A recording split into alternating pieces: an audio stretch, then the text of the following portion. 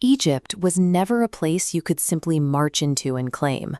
By the time foreign armies started eyeing the Nile, the civilization was already thousands of years old. It possessed staggering wealth and a culture so deeply entrenched it acted like gravity.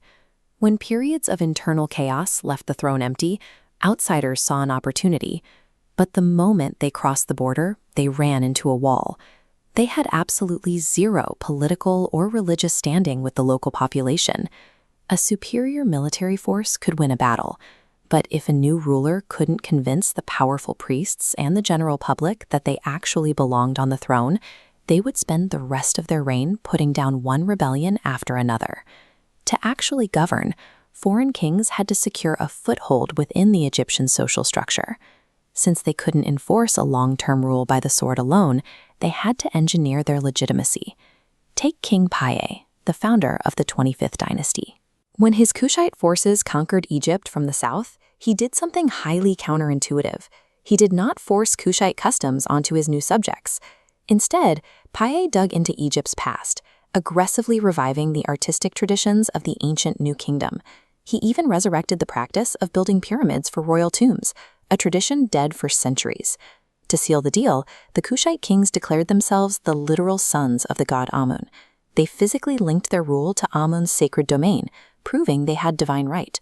By striving to be more Egyptian than the natives, the Kushites positioned themselves as divine protectors of a heritage they claimed as their own. Let's look at another tactic, used by the 26th dynasty under Psamtik I. He needed to pacify the city of Thebes, a deeply religious, incredibly powerful stronghold, and he wanted to do it without starting a war. His solution was administrative paperwork. Psamtik used a legal document, an imitpur, to have his daughter adopted into the role of God's wife of Amun. By bypassing the traditional line of successors, he bought Theban loyalty with a loophole instead of an army. At the exact same time, Psamtik was relying heavily on Greek mercenaries. To keep these foreigners from offending local religious sensibilities, he corralled them all into a single, tightly controlled trading port called Naucratis. This strategy of diplomatic compromise was eventually perfected by the Ptolemaic Greeks. They knew that balancing two distinct populations was the only way to avoid civil war, so they engineered a new god. They created Serapis, a hybrid deity. He had the bearded appearance of the Greek Zeus, but fulfilled the divine role of the Egyptian god Osiris, a theological bridge between the two cultures. When the empire did rebel, like the massive uprising in Thebes, the Ptolemies responded with construction. They poured immense funding into native Egyptian temple building programs, physically projecting their pharaonic titles in stone while co-opting the local priests. It was a highly calculated balancing act. They appeased native religious groups with massive investments, while keeping foreign integration carefully contained. Fast forward to the 7th century Arab conquest, and the approach shifts entirely.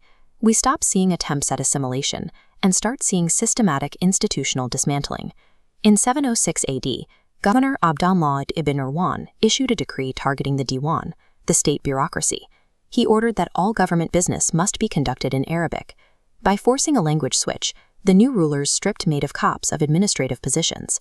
Subsequent rulers pushed further, banning Coptic from public spaces entirely. The ancient Egyptian language was effectively trapped, allowed to exist solely inside the church. Firm. By permanently altering the language of state power, the new regime ensured total administrative compliance right from the ground up. These legal stelas, hybrid statues, and dual-language manuscripts serve as the surviving evidence of massive, calculated political campaigns. Even the liturgical chants still sung in the Coptic Church today serve as a living record. They are a testament to a centuries-long struggle against cultural erasure.